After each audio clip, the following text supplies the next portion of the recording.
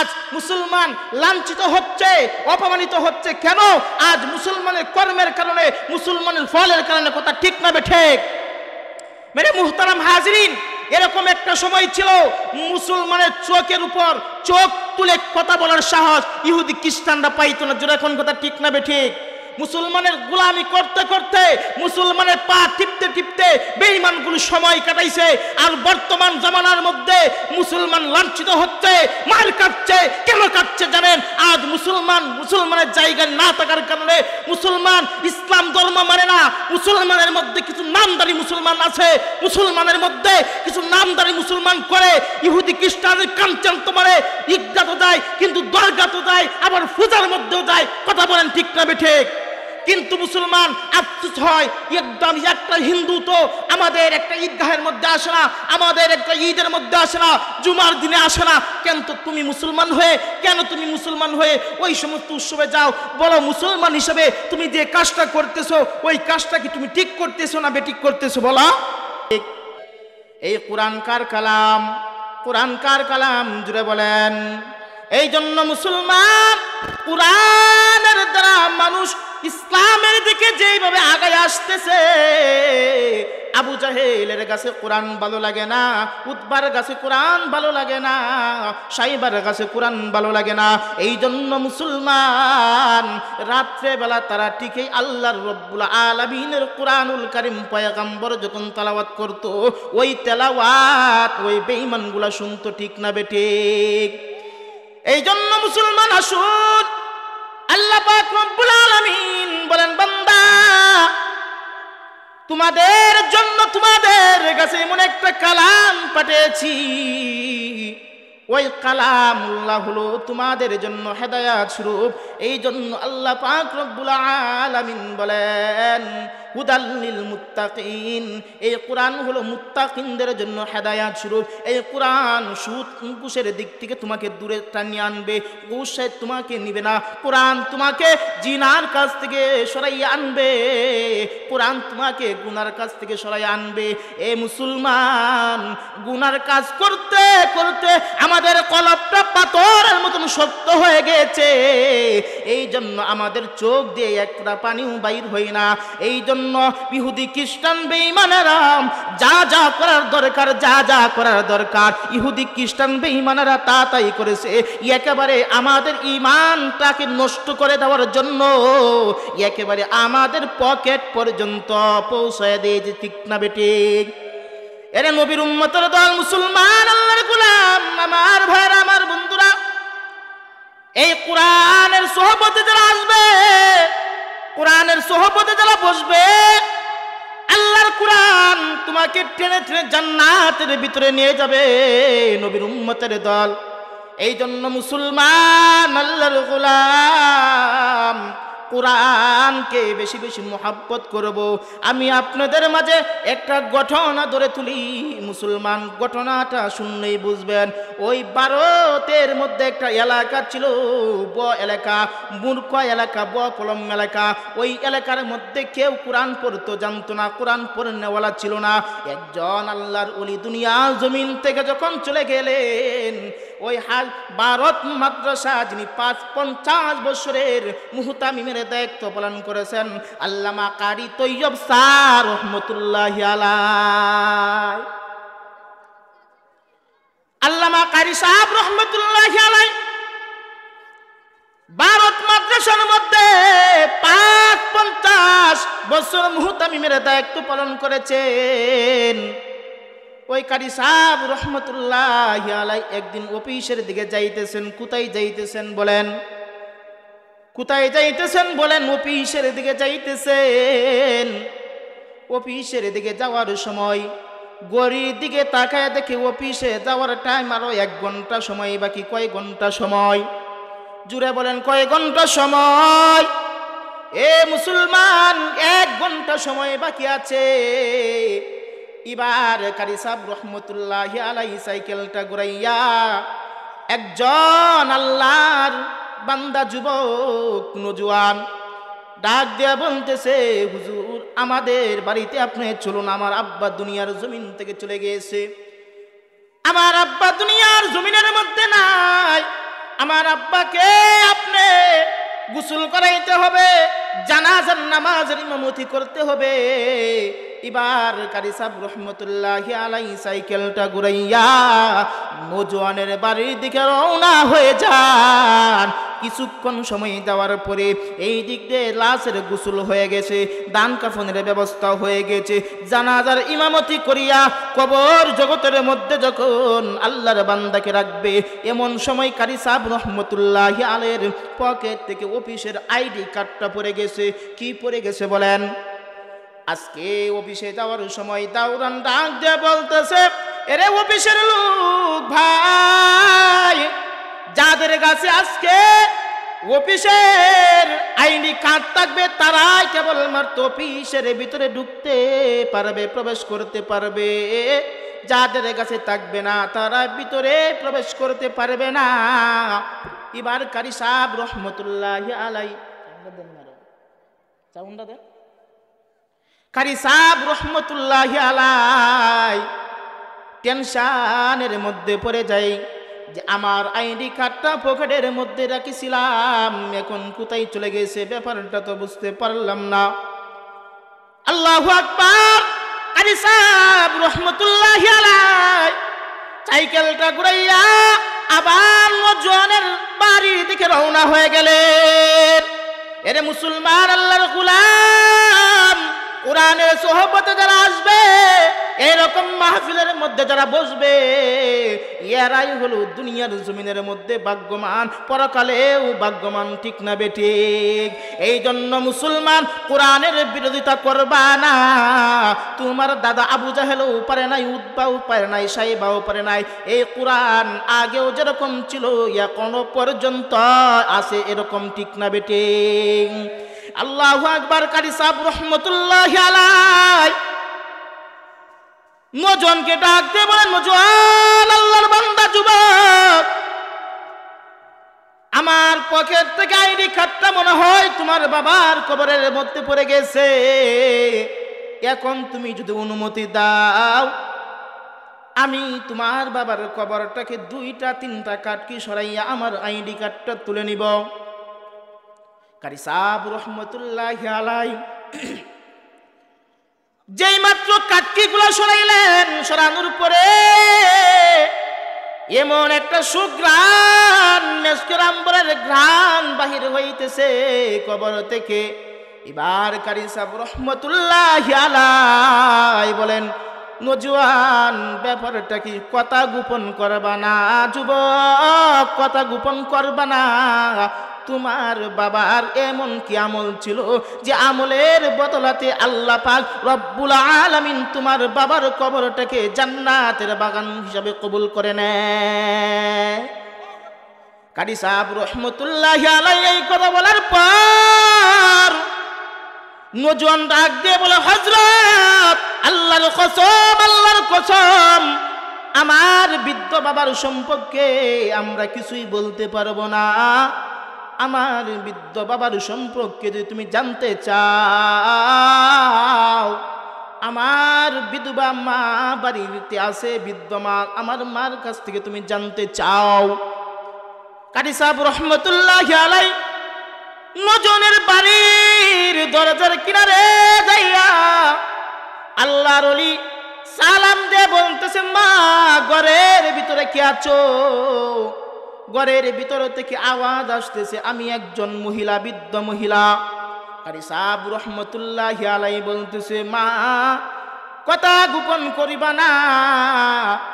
তোমার স্বামীর জানাজার ইমামতের দোহাই দিয়ে বলতেছি, তোমার স্বামী কি আমলগুলা করতো বলে দাও। মহিলা ডাক দিয়ে বলে, হযরত, আমার স্বামীর জানাজার ইমামতির দোহাই যেহেতু বলছেন, এখন আর না বলে পারি না। আল্লাহু আকবার। এবার মহিলা ডাক দিয়ে বলতেছে, হযরত, আমার স্বামী একজন দিন মজুরের মানুষ ছিল। ওই যে ঘরের কিনারার মধ্যে একটা পুরাতন কিতাব দেখা যায়, ওই কিতাবটা আমার স্বামী দেখতাম সকালবেলা যখন কাজের দিকে বাহির হইতো। কাজের দিকে বাহির হওয়ার সময় আমার স্বামী সুন্দর করে হাত দৌত করিয়া ওই কিতাবটা টান দিয়ে হাতের মধ্যে নিয়ে বলতেছে, আল্লাহ তুমহারে কালাম হাই তুমহারে বান্দা, আল্লাহ এইটা তোমার কালাম, আমি তোমার বান্দা, তোমার কালাম পড়তে জানি না মাবুদ রে, পড়তে কিন্তু জানি না, কিন্তু তোমার কালামকে সম্মান করতে বলি না, আল্লাহ এই উসিল্লাতে তুমি আমাকে জান্নাতে নিও। আবার যখন বিকালবেলা চলে আসতেন কাজ থেকে, বিকালবেলা যখন বাড়িতে আসার পর আল্লাহর বান্দা আবার হাত মুখ ধৌত করিয়া এমন গুলাই করতো আর চোখের পানি ছেড়ে বলতো, আল্লাহ তোমার কালাম পড়তে জানি না রে মাওলা, কিন্তু তোমার কালামকে বলতে জানি না, কিন্তু সম্মান করতে বলি না, আল্লাহ তুমি এই উসিল্লাতে আমাকে জান্নাতে নিও। এবারে কারি সাহেব ডাক দিয়ে বলে, হযরত নজওয়ানের মাকে ডাক দিয়ে বলে, মা তোমার স্বামীর কবরটাকে আল্লাহ এই জন্যই দুনিয়ার জমিনের মধ্যে কবরটাকে জান্নাতের নমুনা হিসেবে দেখাইছে। এই জন্য মুসলমান কোরআন পড়লে লাভ হয় না ক্ষতি হয়। আল্লাহর নবী বিশ্ব নবী জনাব মুহাম্মদুর রাসূলুল্লাহ সাল্লাল্লাহু আলাইহি ওয়াসাল্লাম বলেন, 10 জন ব্যক্তি বিনা হিসাবে জান্নাতে যাবে। কয়জন? একজন হাফেজ কোরআন 10 জন ব্যক্তিকে বিনা হিসাবে জান্নাতে নিবে। নবীর উম্মতের দল, মুসলমান আল্লাহর গোলাম। ওই 10 জন ব্যক্তি কারা? ওই 10 জন ব্যক্তি হলো, 1 নম্বর হাফেজ কোরআনের বাপ এবং মা, 2 নম্বর হাফেজ কোরআনের দাদা নানি, দাদা এবং দাদি, নানা এবং নানি, 8 নম্বর হলো শ্বশুর এবং শাশুড়ি, 9 নম্বর 10 নম্বর হলো লজিং মাস্টার এবং নদীন মাস্টারনি। কথা ঠিক না বেঠিক?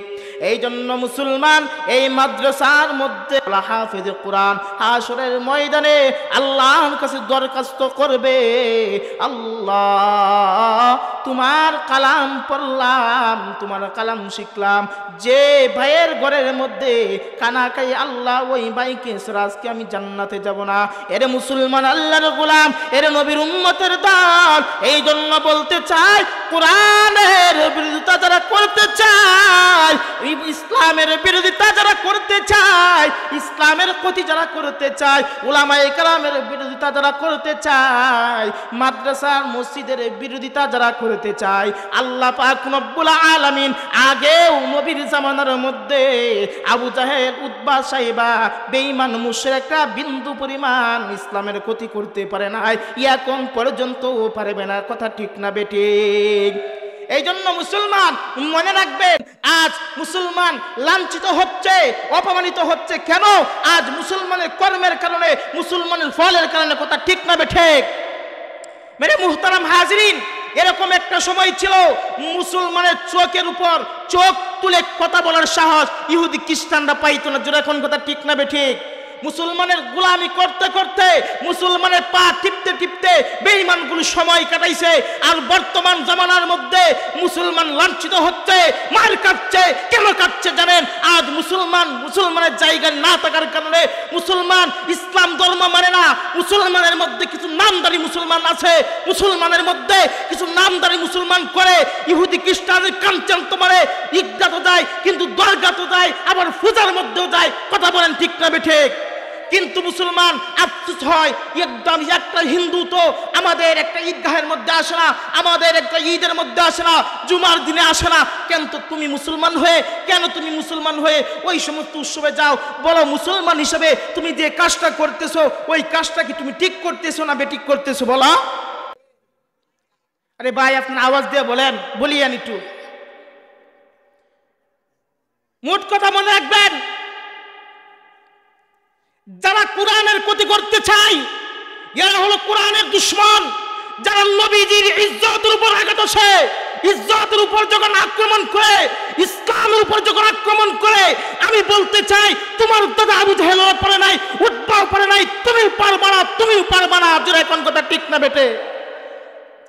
মুহতারাম হাজিরিন, এই জন্য উলামায়ে কেরামের সাথে এরকম আচরণ করবা না। নবীজি বলেন আমি নবী নাই, কিন্তু ভবিষ্যৎবাণী দিয়ে গেলাম হযরত উলামায়ে কেরামের হাতে।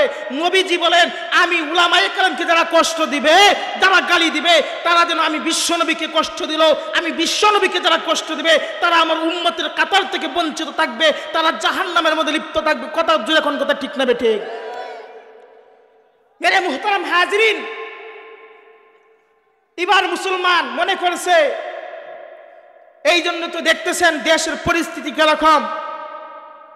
ও মুসলমান, তোমার পক্ষে দরকার ছিল তোমার জাতি ভাই মার খাচ্ছে, তোমার জাতি ভাই রক্তান্তে রক্তান্ত হচ্ছে, তোমার জাতি ভাই শহীদ হচ্ছে, শাহাদাত বরণ করছে। একটা কথা মনে রাখবেন, মুসলমান মৃত্যুকে ভয় করে না।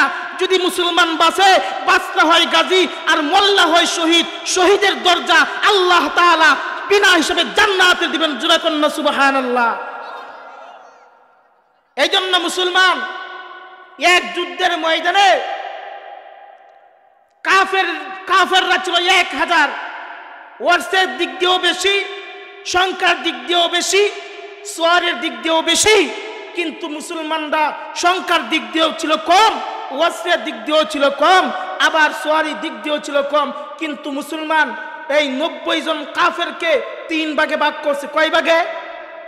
কয় ভাগে বলেন? 3 ভাগে ভাগ করছে। কয় ভাগে? প্রথম 30 জনকে ময়দানের ভিতরে, মনে করেন এটা একটা প্যান্ডেল, এটা কি? এটা একটা তাবুর মতন, তাবুর মতন না? ময়দানের ভিতরে তাবু তৈরি করত। তাবু তৈরি করার পরে এরপরে প্রথম 30 জন তাবুর তৈরি কাজ লেগে গেছেন। আর দ্বিতীয় 30 জন মুসলমান 2 ভাগে যখন ভাগ করছে, ওই দ্বিতীয় ভাগ তাবুর ডাইনে পিছনে সামনে পাহারাদারি করতেছে। আর মাত্র বাকি রইল কয়জন? বাকি রইল কয়জন বলেন? 30 আর 30 কত? 60। বাকি রইল কত? 30। এখন কত হইছে? 90। 90 হইছে নি? মাত্র 1000 কাফেরের মোকাবেলা গেছে মাত্র 30 জন কাফের। মুসলমানদের হাতিয়ার ছিল আল্লাহু আকবার, নারে তাকবীর, আল্লাহু আকবারের স্লোগান দিয়ে যখন ময়দানের দিকে যাইতে শুরু করেছে, 1000 কাফের পলায়ন করতে বাধ্য হয়ে মুহূর্তের ভিতর ময়দান খালি করতে বাধ্য হয়ে গেল। জোরে কোন কথা ঠিক না বেঠে? কিন্তু যে আল্লাহু আকবারের দুই এখনো ছিল, যেরকম নবীজির জামানার মধ্যেও ছিল, উমর ইবনুল খাত্তাবের জামানার মধ্যেও ছিল, এখনো পর্যন্ত মুসলমান নাস্তিক বেঈমানের জন্য প্রস্তুত আছে। অস্ত্র লাগবে না, যুদ্ধ করলে অস্ত্র লাগবে না, আল্লাহু আকবারের স্লোগান দিয়ে যদি রাস্তার মধ্যে ইমানদার নেমে যায়, আমি বলবো বেঈমানগুলো পালানোর রাস্তা খুঁজে পাইবে না। মেরে মুহতারাম হাজিরিন, শেষ কথা হলো, যতদিন বাঁচবো হকের উপর অটল থেকে বাঁচবো, মৃত্যুকে ভয় করব না। মৃত্যুকে ভয় করেন আপনারা? মৃত্যুকে ভয় করবেন না, কারণ একদিন মরতে হবে। মুসলমান বাঁচতে হবে শহীদ, আর মরলে হবে মুসলমান, বাঁচলে হবে গাজী, মরলে হবে শহীদ। শহীদ হইতে দেরি হবে, আল্লাহর দিনে জান্নাতে দিতে দেরি হবে না। এই জন্য মুসলমান, শেষ কথা হলো, ইসলামের উপর যখন কোন জ্বর আসে, ইসলামের উপর যখন কোন আক্রমণ আসে, বেদরমিন আক্রমণ করতে চাই, প্রমাণ করে দিবেন, প্রমাণ করে দিবেন আপনারা মুসলমান, আমিও মুসলমান। শুধু এইটা আমাদের পক্ষে কাজ না, সমস্ত মুসলমানের পক্ষে ইমানের পাওয়ার কতটুকু আছে রাস্তায় নেমে পড়ার জন্য তৈরি আছেন না ইনশাআল্লাহ? এই জন্য মেরে মুহতারাম হাজিরিন, আল্লাহ পাক আমাদেরকে যেন কথাগুলোর উপর আমল করার তৌফিক দান করুন। সকলে কোন আমিন। আপনাদেরকে একটা দাওয়াত দিয়ে যায়।